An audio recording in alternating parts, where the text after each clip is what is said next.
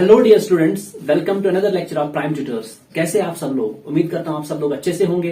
और आज हम लोग शुरू करेंगे अपना दूसरा चैप्टर जो है पॉलिनोमियल्स। देखिए, आप हेडिंग डाल दीजिए पॉलिनोमियल्स। बेसिकली पॉलिनोमियल समझने से पहले हमें समझना होगा कि अलजेब्रिक एक्सप्रेशन किसे बोलते हैं। देखिए, अलजेब्रिक एक्सप्रेशन का मतलब होता है जहां पे हमारे पास वेरिएबल्स एंड कॉन्स्टेंट्स, वेरिएबल और कांस्टेंट क्या हो, साइमल्टेनियसली अपियर हो।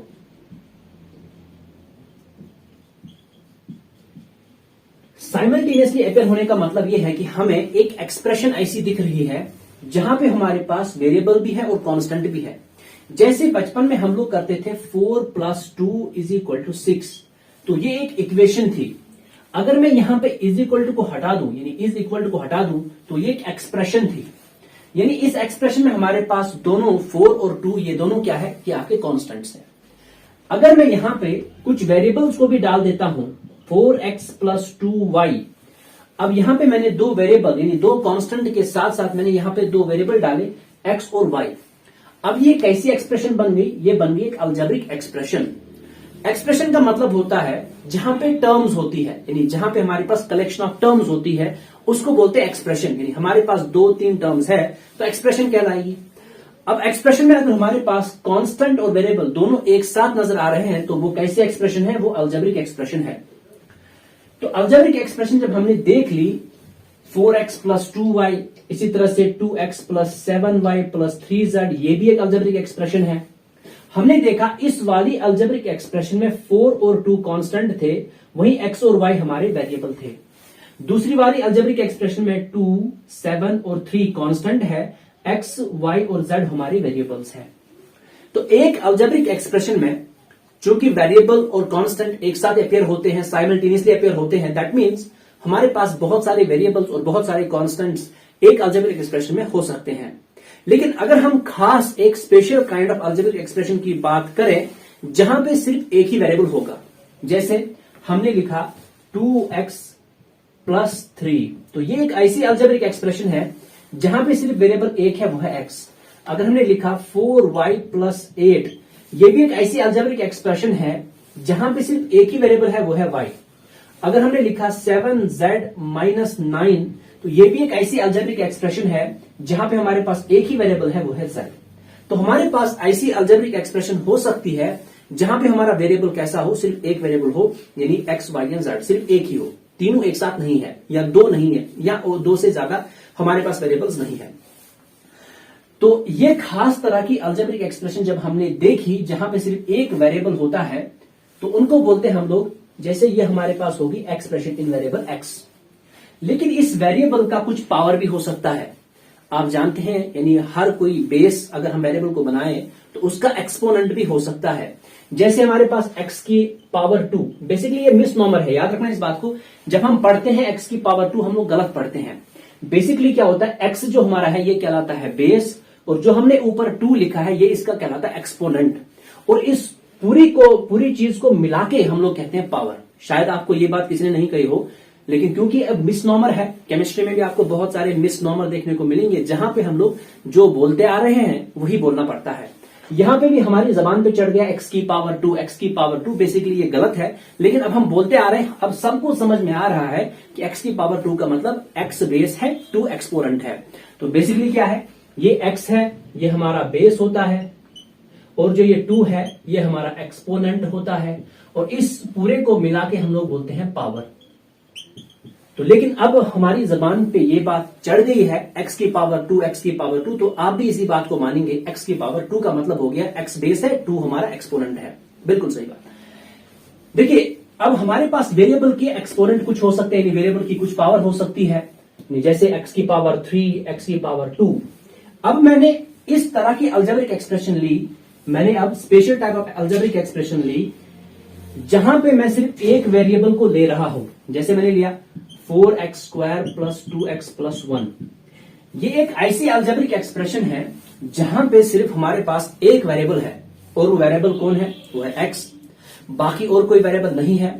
अलजेब्रिक एक्सप्रेशन तो ऐसी भी हो सकती है ना जहां पे एक से ज्यादा वेरिएबल हो, लेकिन हमने कुछ खास अलजेब्रिक एक्सप्रेशन ली जहां पे वेरिएबल एक ही है। और इस वेरिएबल की कुछ ना कुछ पावर भी है, यानी इसका कुछ ना कुछ एक्सपोनेंट भी है।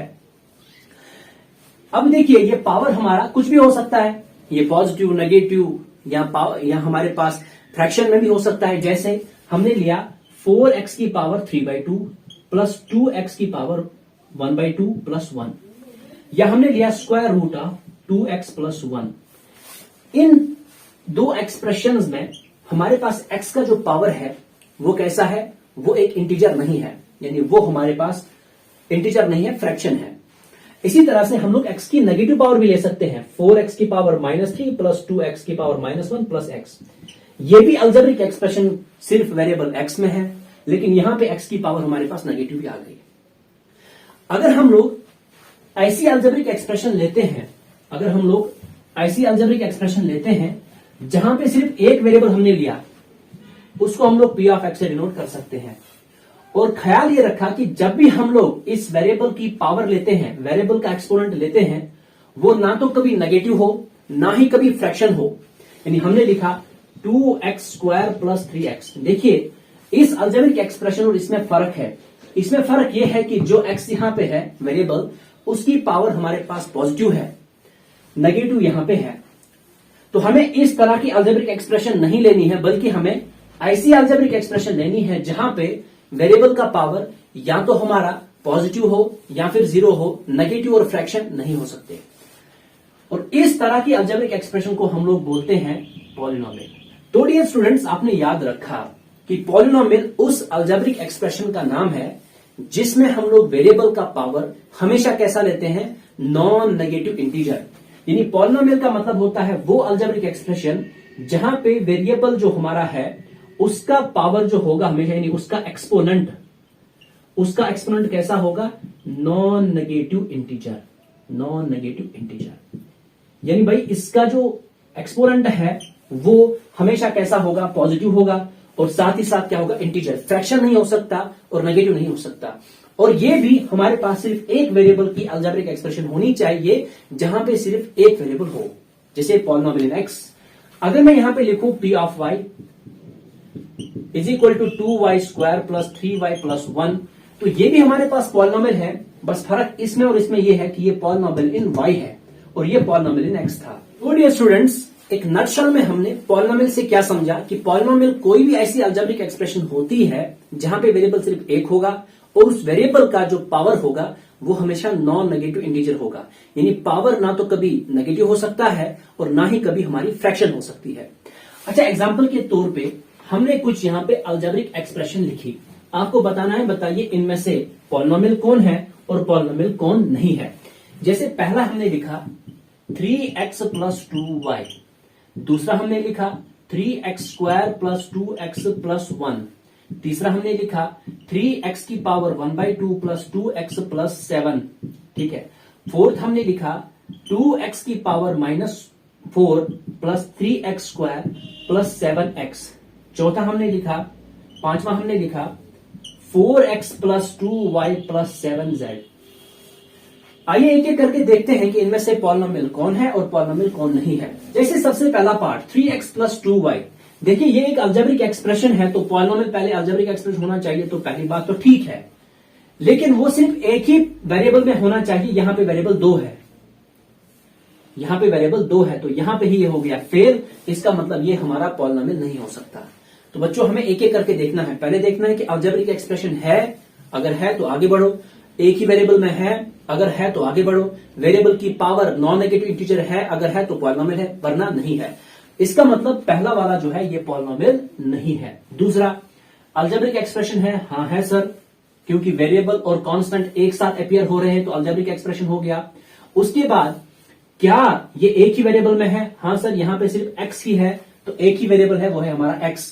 तीसरा, इस वेरिएबल का पावर देखो, यहां पे पावर 2 है, जब कुछ पावर नहीं होता तो 1 पावर होता है। इसका मतलब यहां पे वेरिएबल के पावर हमारे पास नॉन नेगेटिव इंटीजर है, तो इसका मतलब सर ये हो गया कि ये वाला पॉलिनोमियल है।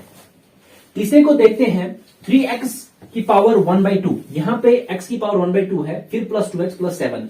अलजेब्रिक एक्सप्रेशन है, हाँ है। एक ही वेरिएबल में है, हाँ है, लेकिन x की पावर देखो, x का पहले ही हमारे पास पावर है फ्रैक्शन। फ्रैक्शन पावर नहीं हो सकता। ठीक है, फ्रैक्शन पावर नहीं हो सकता, तो इसका मतलब ये भी हमारा पॉलिनोमियल नहीं होगा। अगर हम फोर्थ वाले एग्जांपल को देखें, 2x की पावर -4 अलजेब्रिक एक्सप्रेशन है, एक ही वेरिएबल में है, लेकिन इस वेरिएबल का पावर हमारा नेगेटिव आ गया, तो ये भी हमारा पॉलिनोमियल नहीं हो सकता। और ये भी हमारा पॉलिनोमियल तो हो ही नहीं सकता, क्योंकि यहां पे हमारे पास एक से ज्यादा वेरिएबल आ गए। मुझे यकीन है कि अगर आपने ये सारी बातें अभी तक अच्छे से सुनी, आज के बाद जिंदगी में पॉलिनोमियल की डेफिनेशन आप नहीं भूलोगे। तो फिर से एक बार दोहराते हैं, जल्दी से नक्शल में बताते हैं पॉलिनोमियल का मतलब क्या होता है। कोई भी ऐसी अलजेब्रिक एक्सप्रेशन जो सिर्फ एक वेरिएबल में हो और उस वेरिएबल का पावर हमारा नॉन नेगेटिव इंटीजर हो। जीरो हो सकता है बिल्कुल, आगे जाके हम बताएंगे कांस्टेंट पॉलिनोमियल जहां पे एक्स यानी वेरिएबल की पावर जीरो भी होती है, क्योंकि नॉन नेगेटिव इंटीजर का मतलब हो गया नेगेटिव को छोड़ के, नेगेटिव के बाद हमारे पास जीरो भी आता है, वो भी एक इंटीजर है। तो जब पॉलिनोमियल की डेफिनेशन हो गई क्लियर, कोई भी ऐसी अलजेब्रिक एक्सप्रेशन जहां पे एक वेरिएबल हो और उस वेरिएबल का पावर नॉन नेगेटिव इंटीजर हो, यानी फ्रैक्शन नहीं हो सकता और नेगेटिव नहीं हो सकता। अब हम कुछ और बातें आगे डिस्कस करें। अब हम लोग डियर स्टूडेंट्स आगे समझते हैं कि पॉलिनोमियल की टर्म किसे बोलते हैं। जैसे हमने देखा कि 4x + 2 हमारे पास एक पॉलिनोमियल है, तो इसके पास कितनी टर्म्स है। देखिए टर्म हमेशा, पॉलिनोमियल की टर्म हमेशा डिसाइड होती है प्लस से या फिर माइनस से। मल्टीप्लाई या डिवाइड से आपकी टर्म डिसाइड नहीं होती है, सिर्फ प्लस से और माइनस से आपकी टर्म डिसाइड होती है। अगर बीच में प्लस है या माइनस है तो आप कहोगे कि दो टर्म्स है। अगर बीच में मल्टीप्लीकेशन है या डिवाइड है तो आप उसको एक ही टर्म मानोगे। और याद रखना, यहां पे जैसे 4x + 2 है तो यहां बीच में प्लस है और ये दो जुड़ नहीं सकते, तो ये सिर्फ हमारे पास दो टर्म्स आ गई। यहां पे 2x × 4x + 3 है, मल्टीप्लीकेशन से टर्म डिसाइड नहीं होती। आप नहीं कहोगे ये एक टर्म है, ये दूसरी और ये तीसरी है, बल्कि आप इसको सिंप्लीफाई करोगे। 2x × 4x कितना हो गया, 8x² प्लस आ गया 6x, तो इसमें भी हमारे पास दो टर्म्स आ गई। अगर हम इस पॉलिनोमियल को देखें तो यहां पे हमारे पास 1, 2, 3 और 4 टर्म्स है।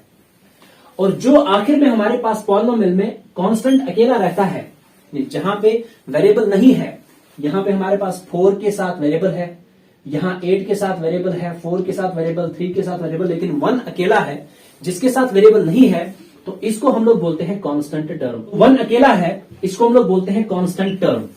और यहां पे जैसे x के साथ हमारे पास 3 है, तो 3 को बोलेंगे हम लोग कोफिशिएंट ऑफ x। क्या बोलेंगे, कोफिशिएंट ऑफ x। इसी तरह से 4 को बोलेंगे कोफिशिएंट ऑफ x², 8 को बोलेंगे कोफिशिएंट ऑफ x³। यहां पे 8 हमारे पास कोफिशिएंट है x² का और 6 हमारे पास कोफिशिएंट है x का। तो कोफिशिएंट, कांस्टेंट टर्म्स और नंबर ऑफ टर्म्स आप पॉलिनोमियल में पहचानना सीख गए। उसके बाद आपको दो और चीजें समझनी है, एक कांस्टेंट पॉलिनोमियल किसे बोलते हैं और जीरो पॉलिनोमियल किसे बोलते हैं। जैसे मैंने कहीं लिखा 5, हम लोग पढ़ रहे हैं पॉलिनोमियल्स और मैंने लिखा 5। अब ये 5 सिर्फ एक नंबर नहीं है, जब हम पॉलिनोमियल्स पढ़ रहे हैं तो ये कोई पॉलिनोमियल है। तो ये कैसा पॉलिनोमियल है, ये सर कहलाता है कांस्टेंट पॉलिनोमियल, यानी इसको हम लोग बोलते हैं कांस्टेंट पॉलिनोमियल। कोई भी ऐसा पॉलिनोमियल यानी जहां पे वेरिएबल नहीं होगा। आप कहोगे सर वो पॉलिनोमियल कहां से हुआ। पॉलिनोमियल का मतलब होता है वो अलजेब्रिक एक्सप्रेशन जहां पे कांस्टेंट और वेरिएबल एक साथ होते हैं और एक वेरिएबल होता है। लेकिन ये फिर पॉलिनोमियल कहोगे सर ये पॉलिनोमियल कैसे हैं। पॉलिनोमियल तो उस अलजेब्रिक एक्सप्रेशन को बोलते हैं जहां पे हमारे कांस्टेंट्स और वेरिएबल्स एक साथ होते हैं। यहां वेरिएबल कहां है। मैं कहता हूं आप दुनिया का कोई भी कांस्टेंट उठाइए, कोई भी नंबर उठाइए, 3 ले लीजिए, 4 ले लीजिए, कुछ भी नंबर ले लीजिए, -10 ले लीजिए, ये सब हमारे कांस्टेंट पॉलिनोमियल कहलाते हैं। क्यों, क्योंकि हाँ इनके साथ वेरिएबल है। वेरिएबल कैसे इनके साथ है, क्योंकि आप 3 को लिख सकते हैं 3 × 1 और 1 को आप लिख सकते हैं x⁻0। अब वेरिएबल आ गया कि नहीं आ गया, वेरिएबल तो x है, बस उसकी पावर 0 है। क्या पॉलिनोमियल में x⁻0 हो सकती है, हाँ हो सकती है। डेफिनेशन कहती है आप नॉन नेगेटिव इंटीजर कोई भी पावर ले सकते हैं, तो नॉन नेगेटिव में 0 आता है। इसका मतलब 3 हमारे पास 3 नहीं बल्कि पॉलिनोमियल के केस में 3 × x⁻0 के बराबर है, और ये आ गया हमारे पास पॉलिनोमियल। इस तरह के पॉलिनोमियल को हम लोग बोलते हैं कांस्टेंट पॉलिनोमियल। यानी कांस्टेंट पॉलिनोमियल सिंपली कोई भी कांस्टेंट जो भी आप जानते हैं, कोई भी नंबर, कोई भी इंटीजर, वो सब कांस्टेंट पॉलिनोमियल में आते हैं। बात करते हैं जीरो पॉलिनोमियल की। किसकी बात करते हैं, जीरो पॉलिनोमियल की। तो ये जीरो पॉलिनोमियल क्या होता है, हाँ बिल्कुल जो आपका जीरो है, हाँ वही जीरो जो आपके नंबर लाइन के बीचों बीच बैठा हुआ है। ये जीरो जो है पॉलिनोमियल्स में इसको जीरो पॉलिनोमियल कहते हैं। क्योंकि ये भी एक पॉलिनोमियल है, ये भी पॉलिनोमियल है, क्योंकि इसके साथ हम लोग कितने भी वेरिएबल, कोई भी वेरिएबल लिख सकते हैं। तो 0 भी एक पॉलिनोमियल है जिसको हम लोग 0 पॉलिनोमियल बोलते हैं। और हमारे पास जो ये है 5 है, ये भी पॉलिनोमियल है, 10 है, 12 है, या कोई भी इंटीजर, कोई भी नंबर, कोई भी रैशनल नंबर, कोई भी कांस्टेंट, वो कहलाते हैं कांस्टेंट पॉलिनोमियल। अब कुछ बातें और आगे जानते हैं। तो डियर स्टूडेंट्स, नेक्स्ट हम लोग सीखेंगे degree of a polynomial. Polynomial की डिग्री क्या होती है। मैं कुछ पॉलिनोमियल लिखता हूं, जैसे मैंने पहला पॉलिनोमियल लिखा 4x³ plus 3x² plus 2x plus 1।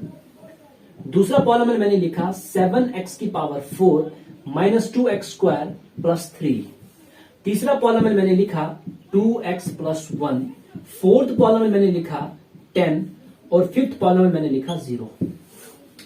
देखिए, पहली बात तो यह है कि ये सभी के सभी क्या है, पॉलिनोमियल्स है।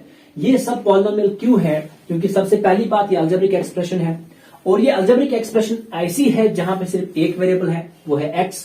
और दूसरी बात, यहां पे हर जगह वेरिएबल का पावर नॉन नेगेटिव इंटीजर है, तो ये पॉलिनोमियल हो गया। पहला भी पॉलिनोमियल, दूसरा भी पॉलिनोमियल, और तीसरा भी, और चौथा भी, पांचवा भी। चौथा कैसा पॉलिनोमियल है, अभी पढ़ाया था, कांस्टेंट पॉलिनोमियल। और पांचवा 0 है, तो ये हमारा कहलाता है 0 पॉलिनोमियल। देखिए, अगर हम लोग इस पॉलिनोमियल की बात करें, यहां पे जो हमारा वेरिएबल है वो है हमारा x, और इस x का हाईएस्ट एक्सपोनेंट क्या है। आपने कहा इस वेरिएबल का जो हमारा हाईएस्ट एक्सपोनेंट है, हाईएस्ट पावर है, तो इस पूरी एक्सप्रेशन में जो भी इस वेरिएबल का हाईएस्ट पावर होगा, हाईएस्ट एक्सपोनेंट होगा, उसी को हम लोग बोलते हैं डिग्री ऑफ द पॉलिनोमियल। मान लीजिए इसको मैं कहता हूं P1 ऑफ x, यानी इस पॉलिनोमियल को मैंने नाम दिया P1 ऑफ x। ठीक है sir.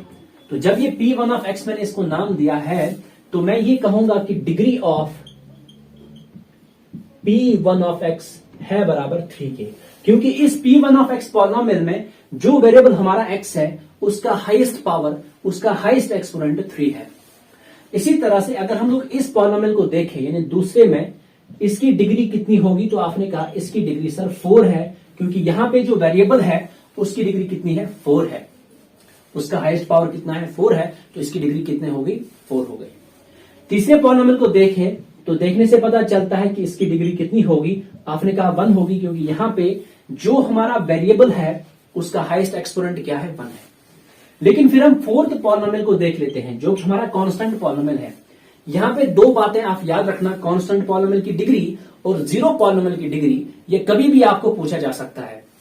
Even recently PhD interview में भी ये क्वेश्चन पूछा गया था एक बंदे से कि बताओ डिग्री ऑफ 0 पॉलिनोमियल कितनी होती है। मेरा कलीग है, इसलिए मैं आपको बता रहा हूं, अच्छी बात है ये समझ लेना।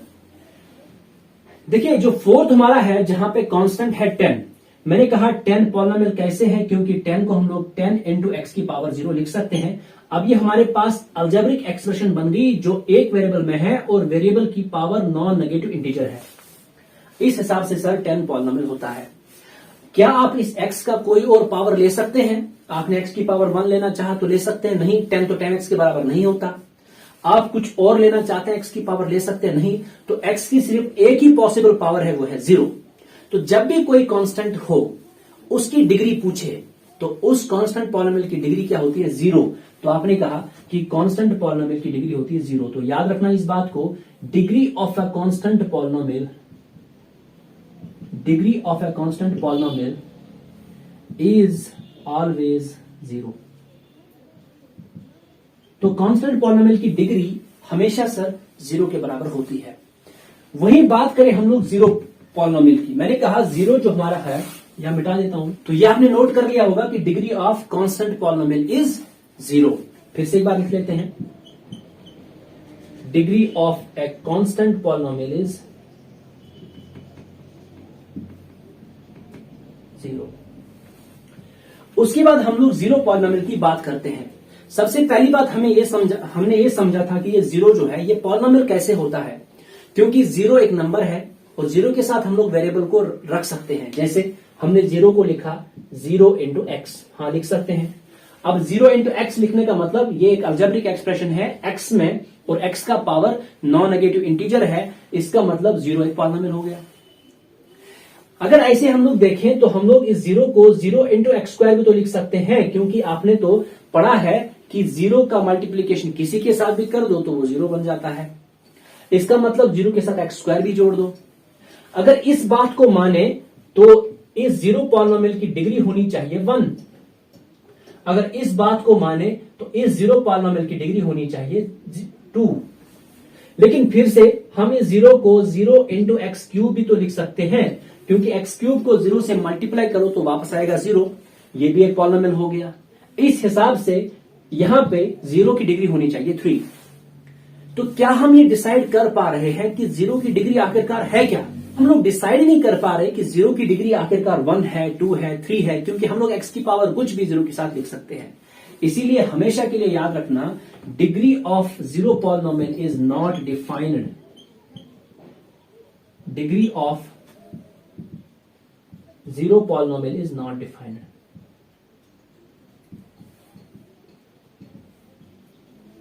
तो 0 पॉलिनोमियल की डिग्री डिफाइन नहीं की जा सकती, ये नॉट डिफाइंड होती है। तो उम्मीद करता हूं आपको अभी तक पॉलिनोमियल का इंट्रोडक्शन, पॉलिनोमियल क्या होता है, टर्म्स क्या होती है, कोफिशिएंट क्या होते हैं, कांस्टेंट टर्म क्या होती है, कांस्टेंट पॉलिनोमियल क्या होता है, 0 पॉलिनोमियल क्या होता है और डिग्री ऑफ पॉलिनोमियल क्या होती है, समझ में आया होगा। अब हम लोग थोड़ा आगे बढ़ते हैं। प्यारे स्टूडेंट्स, अब हम लोग नेक्स्ट पढ़ेंगे जीरोस ऑफ अ पॉलिनोमियल क्या होता है।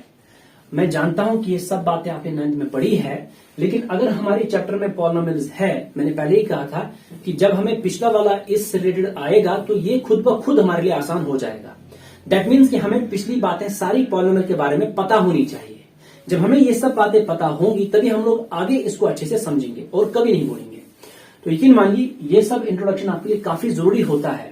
सिर्फ डायरेक्ट एक्सरसाइज करने से मैथ्स नहीं आती है, उसके पीछे जो भी आपके इंट्रोडक्शन होता है, कंसेप्ट होते हैं, वो अच्छे से समझने पड़ते हैं। तो जब हम लोग पढ़ते हैं जीरोस ऑफ अ पॉलिनोमियल, तो बच्चे याद रखना, जैसे मैंने कोई पॉलिनोमियल लिखा 2x प्लस 1, 2x प्लस 1, मैंने दूसरा पॉलिनोमियल लिखा 4x माइनस 8, मैंने तीसरा पॉलिनोमियल लिखा x माइनस 1। पहले मैं आसान आसान पॉलिनोमियल ले रहा हूं ताकि आपको चीजें क्लियर हो जाए। तो बताइए x की कौन सी ऐसी वैल्यू है जो यहां रखने पे ये जो हमारी पूरी टर्म है, ये जो हमारी पूरी एक्सप्रेशन है, वो 0 के बराबर आ जाए। जैसे अगर मैं पहले में x को रखता हूं -1/2, तो आपने कहा 2 इंटू -1/2 प्लस 1, 2 से 2 कट गया, वो आ गया बराबर -1 प्लस 1 जो कि 0 के बराबर है। यानी यहां पे x की वैल्यू -1/2 रखने से ये पूरी एक्सप्रेशन, ये पूरी अलजेब्रिक एक्सप्रेशन 0 के बराबर आ गई। तो इसी x की वैल्यू को हम लोग बोलते हैं जीरो ऑफ दिस पॉलिनोमियल। इसी तरह से दूसरे पॉलिनोमियल का जीरो क्या होगा, x को अगर मैं 2 रखता हूं तो ये बन जाएगा 4 इंटू 2 माइनस 8, जो किसके बराबर आ गया, 8 माइनस 8, जो क्या आ गया 0। इसका मतलब दूसरे पॉलिनोमियल में x की वैल्यू 2 रखने पे ये पूरी एक्सप्रेशन 0 बन रही है। तो इस x को हम लोग बोलेंगे, यानी x इक्वल 2 को हम लोग बोलेंगे ये इस पॉलिनोमियल का 0 है। तीसरा तो आप समझ ही रहे हैं, जब हमारे पास x 1 के बराबर होगा तभी 1 माइनस 1 0 के बराबर आएगा। तो हमारे पास ये एक्सप्रेशन बन गई 0 और x इक्वल टू 1 को हम लोग बोलेंगे जीरो ऑफ दिस पॉलिनोमियल।